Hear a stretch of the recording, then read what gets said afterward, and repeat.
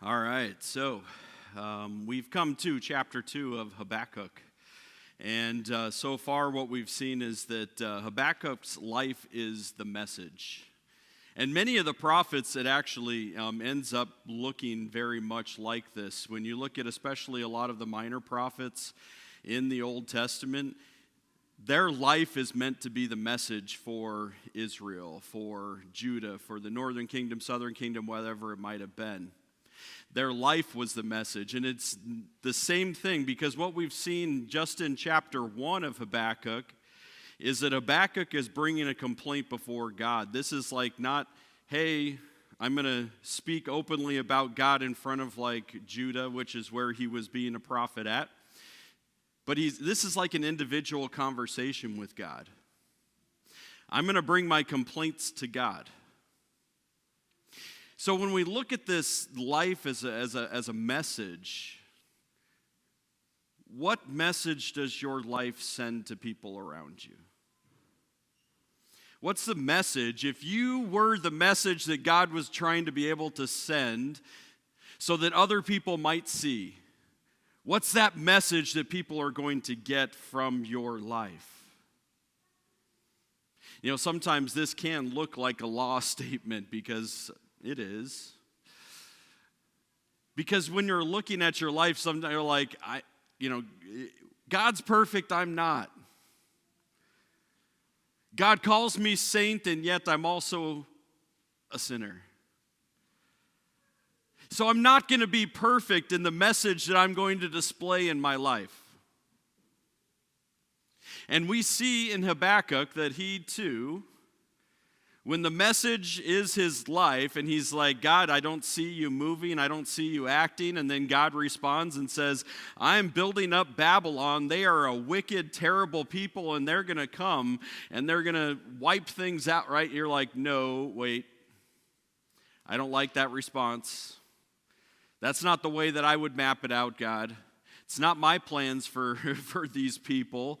And so then he complains again. The rest of it, which we didn't cover last week, the end of chapter 1, after God responds, Habakkuk also has another complaint. And he's like, God, I hear what you're saying there, and I don't like it. Like, this isn't a good message. I don't want these people to be wiped out as you're going to be able to bring through a foreign people. This doesn't look good. You see, there's the part that why we named this message, this series as it is, because we're saying, and yet. Right? Because we're like, I'm going to bring my complaints. I'm going to bring my complaints to God again and again and again. And God's not going to say, oh, hold up, don't bring your complaint. No, God's like, come. You want to be angry? Be angry. Are you sad? It's okay to be sad. Your feelings, your emotions are things that God has already put in you. So there's no reason that God would say, don't bring those to me. You see, God, when he responds, it's not always to our liking, and yet we're going to trust. Because our plans are not God's plans. God's ways are not our ways. And yet we still sometimes ask the same question that Habakkuk asked in that first chapter. We say, God, where are you? God, what are you doing? And these are perfectly fine complaints to have with God. But this is where we're going to start off today, is Habakkuk chapter 2, verse 1. And these first couple of verses we're going to spend a lot of time in, 6 through 19, we will get to. But we're not going to spend as much time there, because we'll get to that here in a second. But we start off in chapter 2. He's brought 2 complaints thus far to God. And now, chapter 2, verse 1, this is what Habakkuk says. I will climb to my watchtower and stand at my guard post. There I will wait to see what the Lord says and how he will answer my complaint. right? So complaint number 2, what does he say? He's like, I'm just going to go to my spot in the watchtower, be on my guard post, and I'm going to wait. I think this is what we need to understand first when in struggle, and when we've been talking about through this series, faith and doubt, right? So there's room for both, right? Faith and doubt. We're going to have doubts in our lives. We're going to have those doubts, but we're going to embrace them instead of trying to be able to hide them. So in that same struggle in faith, we say, what do we need to do? Well, we got to be able to take this first verse and we got to be able to embrace it and say, I'm going to stop and I'm going to listen. I'm going to stop and listen. We spend way too much time doing otherwise. We spend a lot of time in struggle whining, and not the good wine. It's the bad wine. We whine and we complain and we talk, which eventually leads us to say, you know what, I'm just going to walk away. I'm going to walk away because it's easier. I'm going to walk away because sometimes I feel like my whining doesn't lead to anything, which most of the time it doesn't. We talk and we talk and we talk, but we spend very little time listening. But I want you to be able to see that God continues not to reject this. He's like, it's good that you're going to stop and you're going to listen. This is a good thing. Verse 1 outlines that good way. He's like, you know what? I'm going to stand in this place. I'm going to be in my spot, and I'm going to listen. God, what are you going to say? When God says something that we don't like, what are you going to say to God? God, this doesn't make sense. God, I don't like this. God, can we create a different plan? You see, there is a spot that God is going to be able to speak into this, and He's also going to invite us to speak into it. Because there are the struggles that we have, and this is not new for God's people. God's people have always had struggle. This is what Israel, when we look at the Old Testament, this is what Israel means actually by definition, a people who struggle with God. So if God established this is my people. This is a people who struggle with me. And guess what? It's good. Because God would have rejected them long ago if He's like, if you're not going to continue to try to struggle with me, that means you're trying to cut me loose. But we see in Israel that it's a struggle. We're wrestling with God and we're trying to be able to say, God, I don't understand this. I don't get this. This doesn't make sense. And we speak. And God says, bring your complaints. It's going to be okay. I'm going to take you to the New Testament real quick. This is our only passage outside of this. If you don't want to turn in your Bibles, you don't have to. But 2 Corinthians, this is from Paul in chapter 12. And Paul comes to God with problems, right? And this is where maybe you might recognize this in verse 7. Even though I have received such wonderful revelations from God, so to keep me from becoming proud, I was given a thorn in my flesh. Now here's the part with Paul's thorn in his flesh. I don't know if you've heard about Paul's thorn. Some people say this is a spiritual thorn. Some people are like, he's got something in his spiritual flesh, that there's something that's happening with him that he continues to struggle with. Other people would say this thorn in his flesh was an actual physical ailment, that there was something wrong with Paul in his body. And so this, when we're looking at this, he's saying, I was given a thorn in my flesh. He said, a messenger from Satan to torment me and keep me from becoming proud. Now, what did Paul do with the thorn in the flesh? Verse 8, he says, 3 different times I begged the Lord to take it away. So he noticed, one, that the thorn in the flesh was for his good because it kept him humble. But he also went to God and said, I don't like this thorn in my flesh. I don't like being tormented like this. Take it away, please. And it says that he went to him 3 times. God, take it away. God, take it away. God, take it away.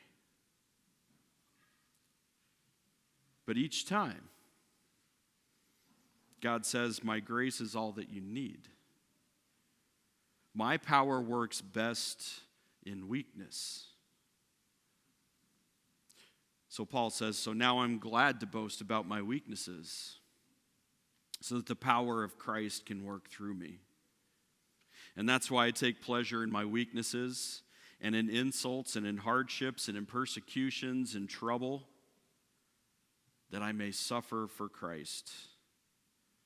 For when I'm weak, then I'm strong.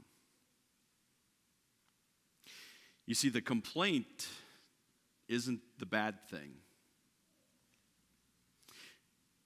Paul complained. I got this thorn in my flesh. I don't like it. Please take it away. God, I don't like my circumstances. Please change them. God, I don't particularly like the plan and the action that I'm seeing you doing right here amongst me, what you're leading me into. I don't necessarily like it. God, can we change the plan? Can we change the focus? Can we change the direction? And that is perfectly acceptable for us to be able to go to God with. You see, it's in that, what do? Do we just whine and complain? Do we just bring the complaint and say, well, you know what, God, I still don't like your plan, and now I'm going to create a different plan. I'm going to create my own path. And then God says, all right, well, let's see how your plan goes. This is going to be fun. That's what I feel like God says. He's looking at our plans, and he's looking at them, and he's like, this is going to be good. This is going to be wonderful to be able to see you try to create your own path away from me. But you see, Paul here, after he brings it to God, and he brings his complaint, and yet God comes to him and says, my grace is sufficient for you. My power is made perfect in your weakness. Okay. I'm going to see the pain.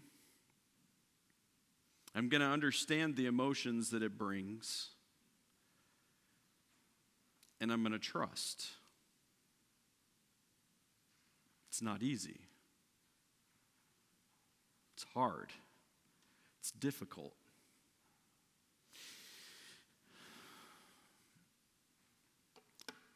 So when we continue, also in struggle, this is where we find next in Habakkuk, is that in our struggle, God says, write it down. All right, so let's go there real quick. Habakkuk chapter 2, verse 2. Then the Lord said to me, write my answer plainly on tablets, so that a runner can carry the correct message to others. So what images come to mind when he's saying, write it down on a tablet? Any images come to mind from the Bible? The commandments, and who said that? Who was the players in that part? Moses, right? We get Moses, and Moses is up on the mountain with God, and he says, write it down. Write it down on tablets so that people will know. But you also get the other section of that where it says, so that a runner can go and bring this out, these tithes, these wonderful messages to other people. This is part of what we would call gospel. Now, it doesn't say gospel in the Hebrew, but when you look at gospel in the New Testament, when you see gospel that's used in Romans, what we see here is that same. It's the gospel is kind of this declaration, this tidings that they would use in Roman times to be able to bring declarations of victory. So you see something's happening here when God's saying, write it down on a tablet so that it can be brought out for tidings for the rest of the world. In struggle, sometimes it's good for us to write things down so that we don't forget it. So, when I go to the grocery store, and usually when I'm going to the grocery store, I have like a list. Why do I have a list? Because if I don't have a list, then I'm calling my wife every other minute and saying, wait a second, did I need to get this? I don't know, I forget. And every single time I drive away from the store when I didn't have a list and I forget something. Does that ever happen to you? Right. It's the same thing when we're looking at the things of God, and God's like, here, this is what I'm going to speak to you, and then we're like, oh, received, got it, right? And this is where it's good for us to be able to say, when we have an interaction with God, and God says, in your struggle, you need to take the things that you have done, been through, write it down, because we tend to forget what we've been learning with God trying to be able to teach us. Because what happens when we step away from the thing God was teaching me right here, and you're like either humbled or you're exalted or whatever it is that God was teaching you there, and you're like, wait a second, I don't want to be relearning this thing again and again and again. So how do I not do that? Remember it. How can you remember it best? Write it down. Put it in a place that you're going to see it. Because when we forget about the faithfulness of God, when we forget about the promises that God has made, then we start to be able to make assumptions. We start to make plans for ourselves. We start to be able to step away from what God has already been trying to teach us. And it's never good. So what's the best way you can write things down? Right? Pen and paper? Is this what's best for you? See, pen and paper don't work for me because I lose pen and paper. I do my notes on my phone. I use my notes on my computer. I use the audio message that you can be able to use an audio note-taking portion, like whatever it's going to mean for you, because sometimes you're like, I need a pen and a paper. Cool, like you do that. Like if that's what it's going to take for you to be able to write things down, the things that God is teaching you, the things that God is trying to be able to help you to learn so that you keep it. Because when we don't do this, then we listen to the lies. And the lies are already happening in us. Right now. There's lies in our head and in our heart. There's lies that are being spoken to us that are telling you something that you are not. You're not good enough. You're probably not a good Christian. You're not a good follower of Jesus. This hour in church is probably just a waste of your time. There's nothing good for you.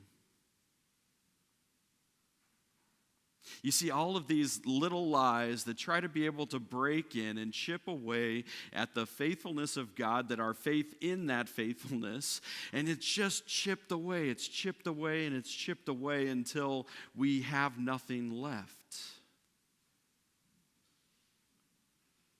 And so what we try to be able to embrace is to be able to say those lies are always going to happen.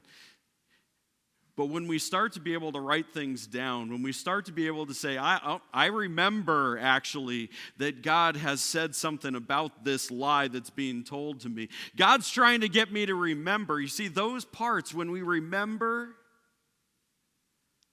then it chases away and makes silent those lies that are being told to us. Because the lies are trying to be able to steal from you. Steal your joy. Steal your hope. Steal your peace. We don't want that stuff to be eroded. So write it down. Remember it. Keep it in a place that you're going to see it. Remember what God has been teaching you so that you never forget it. The second one, in our struggle, we also see that we need to wait. And this comes from verse 3. So let's go to verse 3 real quick. God is now responding again. He started there in verse 2. Verse 3 says, "This vision is for a future time. It describes the end, and it will be fulfilled. It seems slow in coming, so wait patiently." God, you see, there's something about this, right? We're like, no, I don't want to wait.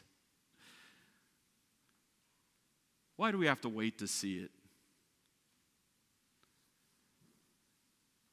Can't it be now? God, it would be easier if it was now. God, it would take a lot of weight off my shoulders if we would just start to make your plans, and you're saying it's going to be in the future and it's going to be down the road, but I want them now. But think about this. Joseph in the Old Testament, Genesis, latter portions of Genesis, culminating to like chapter 50 in Genesis, where you start to be able to see the culmination of Joseph and the dreams that God had given to him. But you see all the stuff that he went through, right? He was sold into slavery by his brothers who wanted to, some of them, kill him. And they said, they got this one brother. And the one brother is like, no, don't kill him. Let's just sell him into slavery and act like he's dead. So he gets sold into slavery. He goes to Egypt. He's working in an Egyptian's household, and he's working his way up. He becomes the number 2 man in all of the household until his servant's wife desires him, and he says, nah, I can't do this. You're my master's wife. This isn't going to work out. It's not going to be good for either one of us. And so he rejects her. Well, she doesn't like rejection because she never sees rejection. So what does she do? She blames things on him and says, he tried to assault me. He tried to do this. And so they took Joseph and they threw him into prison. And it's there he's sitting in prison. He's like, well, what do you want me to do here, God? I've been sold into slavery. My brothers act like I'm dead. Now I've been, accused falsely of something that I didn't do. And now I'm sitting in prison, and he works his way up in the prison system. He starts to be able to manage things, and he starts to use his spiritual gift of administration, and he puts things together, and he becomes still a prisoner, and yet they're like, we trust you, Joseph. You're a good dude. Thanks for being here and helping us out with this whole thing, right? And there, some prisoners come to him and said, hey, I heard you can interpret dreams. This is what's happening for us. And he responds and he says, yeah, I know exactly what's going to happen to you. One of you is going to die. One of you is going to go back to be in the Pharaoh's household. This is the answer. Oh, thanks for helping us. We won't forget you. Years go by. They forgot him. He's sitting in prison still. God, what do you want me to do here? This isn't good. I don't want to be here. God says, wait. You see, it's then when Pharaoh has a dream and the guy remembers, oh, there's a guy in prison. He can interpret your dream. All right, let's go and get him, right? So they bring Joseph before Pharaoh. He's like, hey, I got this dream. He said, I heard you can interpret dreams. He said, I can't interpret dreams. He's like, what? Wait a second. Like, this guy says you can. He's like, oh, no, God interprets dreams.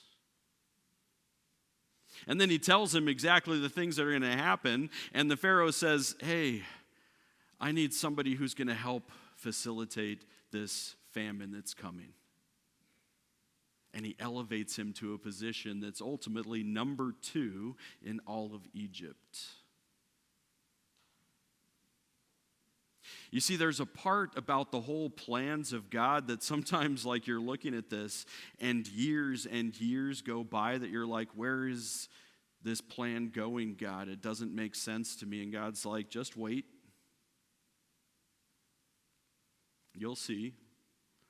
Like, no, I don't want to wait. I'm not patient. I like to see it done. God says, wait. You see, and there's the parts in the waiting. God is doing something, but he wants us to wait. Nobody likes to be put in a little waiting zone and says, hey, just wait here, right? You got to stay in the lobby until it's time, until your number is called. You got to wait here because I'm going to do something, but you got to wait. And this is sometimes where we look at God's delay as God's denial. And it's not that.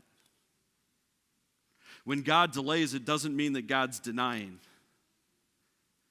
When we say, no, I've got this plan and I've got this whole vision for this right here, God, and God's like, I know, but just wait. And you're like, no, I got all the plans. I even got steps 1 through 10. They're already here. All I got to do, I got to do this. And he's like, no, just wait. No. It's not God saying that's not the path. He's saying, just wait, though. God's not denying us in the direction that we would go. He's just saying, wait. So we're like, okay, what do we do while we wait? When we're waiting on God, what do we do? So this is where I look at this. Have you ever noticed, like, the people that help you in a restaurant, they're called waiters? Have you ever understood why they call them waiters? What does a waiter do? They wait on you, right? No. But what do they do in the midst of their waiting? Like, a waiter doesn't just wait, right? A waiter serves, which is also the reason why they call them servers. Because when you're looking at this, a waiter is saying, I'm going to, what do you need? I'd like to bring it to you. A waiter says, this is what I think that you're going to need right now. You're going to need some water for the table. This is a good thing. They're going to bring you water.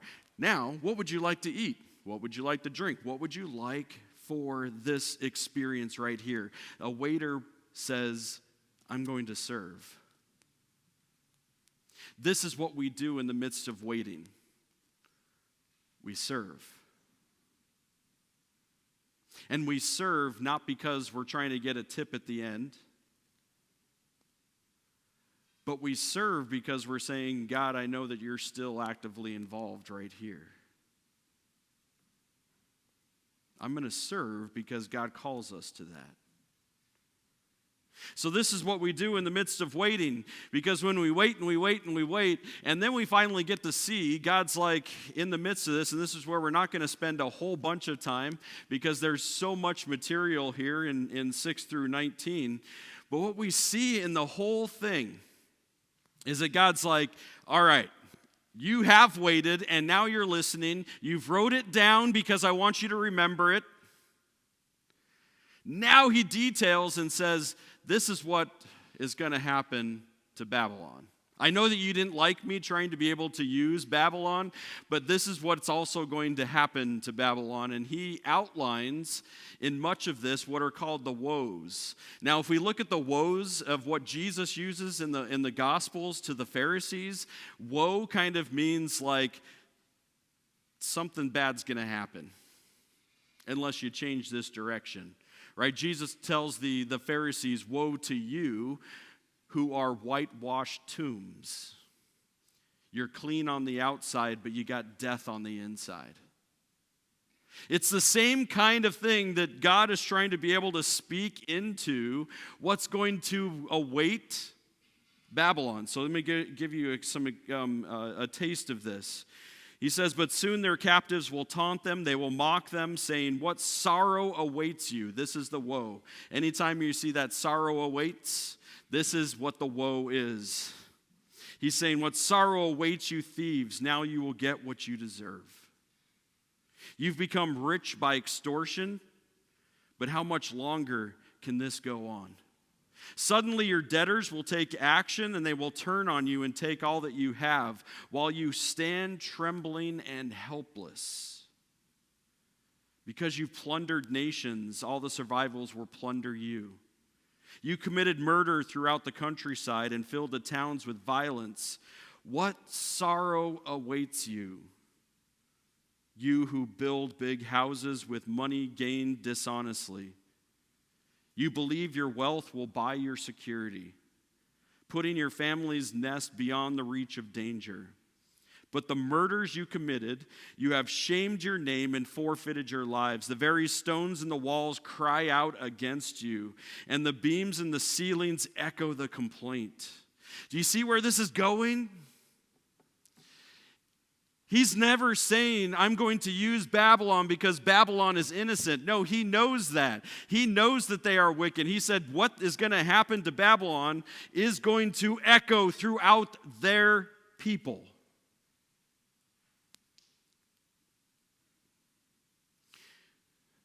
Vengeance belongs to God. This is said in the scriptures, and it's usually said for a reason. Because when we try to be able to take vengeance into our own hands, we don't have all the facts, and we cannot stay impartial. God shows no partiality. God knows all the facts and can therefore carry out the vengeance that is necessary. And so we're like, okay, so this is going to happen. But guess what happened? Like in this, when we put the dating on Habakkuk in the 600s, Babylon doesn't fall until like 720.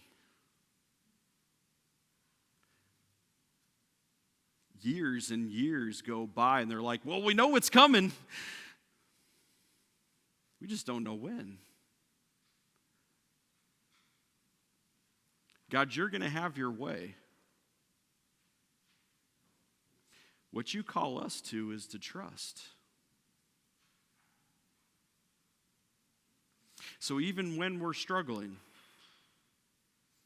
with the same things that we see Habakkuk struggling with, when he's seeing injustice, when he's seeing the wicked prosper, when he's seeing the plans of evil people being carried out, and it's happening before our eyes, and we're like, this isn't good, God. Don't be silent here. And he's like, just wait. Vengeance will be carried out. God will carry it out on those who have been wicked, those who have been unrelenting, those who have stolen and murdered and killed because of their power. God's going to take care of it. We can still speak out into injustice, but we know that we cannot carry out the vengeance. We won't be silent, but we wait. Two important passages that I want to highlight today is back on verse 4. Because here's the things, what do we do until that time comes? We just waiting until those things happen. But God also gives us an instruction on what we can do to be able to carry this out. Verse 4, and this is where we're going to wrap up. He says, look at the proud, they trust in themselves, and their lives are crooked. But the righteous will live by their faithfulness to God. Paul quotes this in Romans when he says, the righteous shall live by faith. What do we do until the time comes? We live in faith.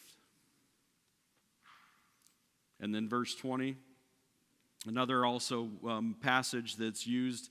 These two in particular are pretty well known for Habakkuk. Verse 20, it says, but the Lord is in his holy temple. Let the earth be silent before him. You see, those are the moments we live by faith and we say, God, you're in control. You've got the throne. Nobody else does. So we wait and we trust. Because, and yet, God's faithfulness is there. In Jesus' name. Please stand and pray with me.